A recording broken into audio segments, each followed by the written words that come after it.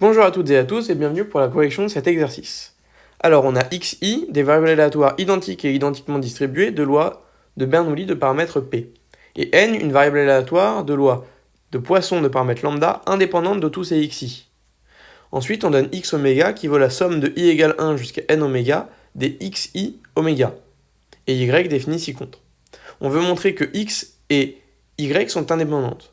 Alors la première étape, c'est de déterminer ce dans quoi vont vivre ces variables.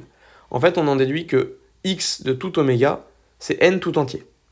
Donc la probabilité que x égale k, c'est égal à la probabilité que la somme de i égale 1 à n des xi égale k.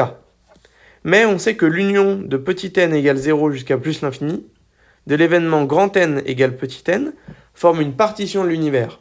Donc ça, c'est égal à la somme de petit n égale 0 jusqu'à plus l'infini, de la probabilité que grand N égale petit n, et que la somme de i égale 1 jusqu'à non plus grand N cette fois-ci, puisqu'on sait que grand N égale n, mais bien petit n, des xi, égale k.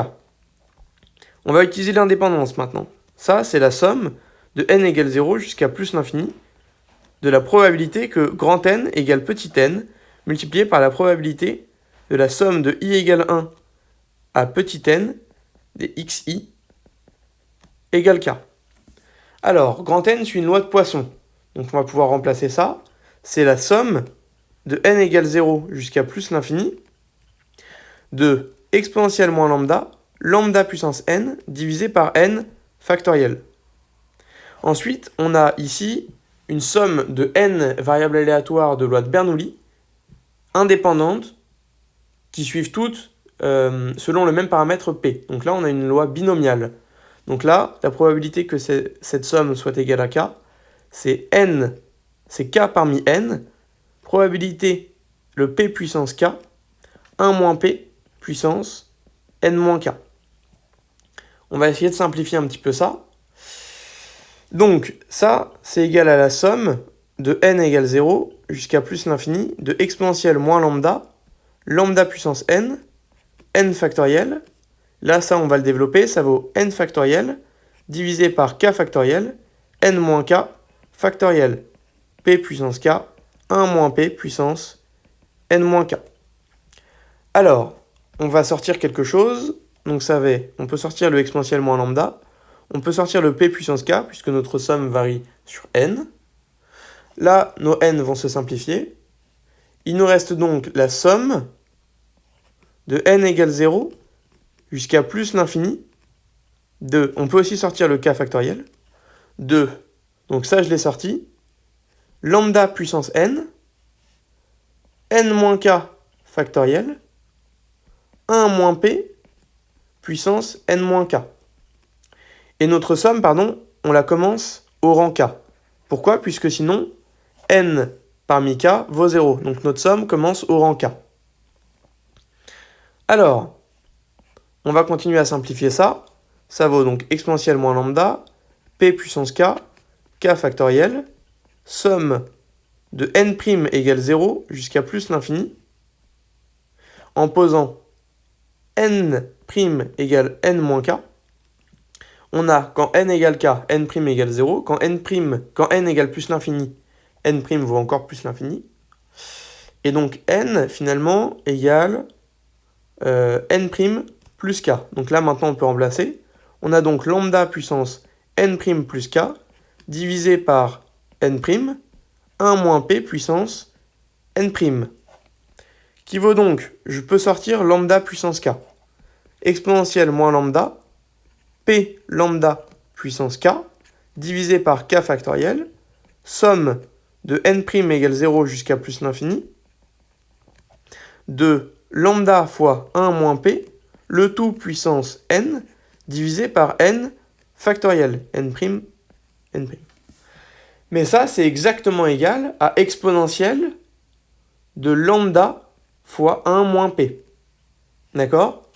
Donc finalement, tout ceci, c'est égal à exponentielle moins lambda, p lambda puissance k, k factoriel, exponentielle lambda, exponentielle moins p. moins lambda p, pardon. Donc nos exponentielles lambda vont se simplifier, et il nous reste donc exponentielle moins lambda p puissance k, k factoriel. Donc finalement, x suit une loi de Poisson de paramètres lambda p. Alors, je vous laisse vérifier par le même calcul que y suit une loi de Poisson de paramètres lambda 1 moins p. Maintenant, on s'intéresse à la loi jointe, donc la probabilité que x égale n et y égale m. D'accord. Alors y, on le rappelle, c'est égal à la somme de i égale 1 jusqu'à n des 1 moins xi, qui vaut donc n moins la somme de i égale 1 à n des xi, qui vaut donc n moins x. Très bien. Donc finalement, l'événement x égale n, y égale m. C'est l'événement x égale n, n moins x égale m. C'est donc l'événement x égale n et n égale m plus n, qui est également l'événement la somme de i égale 1 jusqu'à n plus m, puisqu'on sait que n égale n plus m, donc on s'arrête à n plus m dans notre somme, des xi égale n et n égale m plus n. On va calculer cette probabilité. Donc la probabilité que x égale n et y égale m. Alors, d'après ce qu'on vient de montrer, ça c'est finalement égal à la probabilité que la somme de i égale 1 à n plus m xi égale n et grand N égale m plus petit n. Alors, par indépendance, on va pouvoir séparer ces deux événements.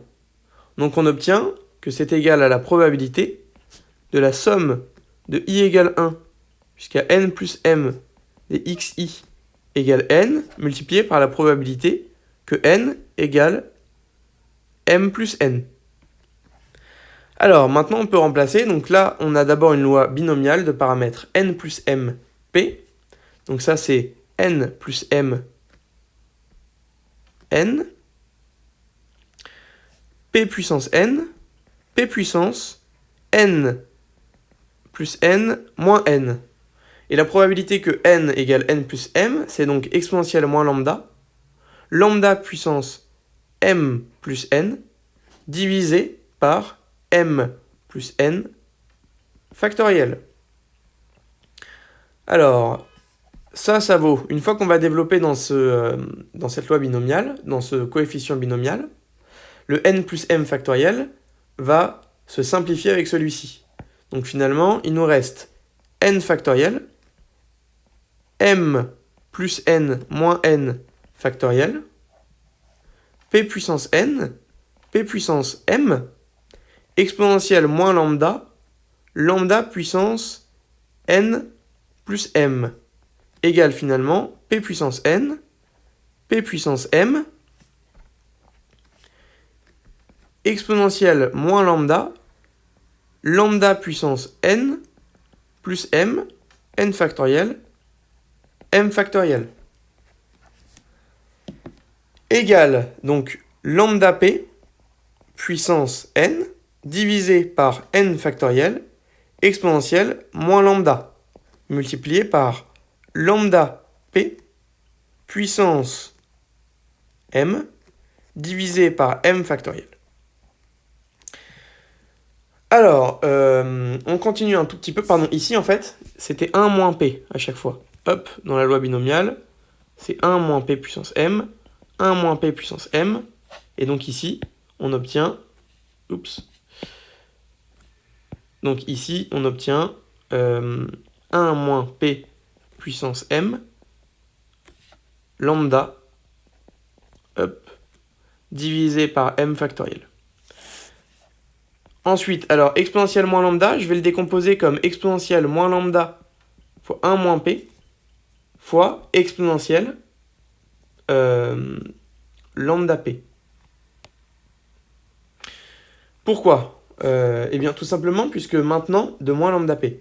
Pourquoi? Eh bien tout simplement parce que maintenant je peux écrire que ça c'est égal à exponentielle moins lambda p puissance n, divisé par n factoriel, multiplié par exponentielle de moins lambda 1 moins p, 1 moins p lambda puissance m factoriel, qui vaut exactement la probabilité que x égale n, multiplié par la probabilité que y égale m. Et ça, on le montre en fait pour tout n m appartenant à n. Donc finalement, on en déduit que nos variables aléatoires x et y sont indépendantes. Alors, ce petit twist d'utiliser ça, on peut s'en passer en partant, une fois qu'on s'arrête ici, une fois qu'on est à cette étape-là, on repart donc de là, et ensuite, on voit bien qu'ici, les exponentielles moins lambda vont se simplifier.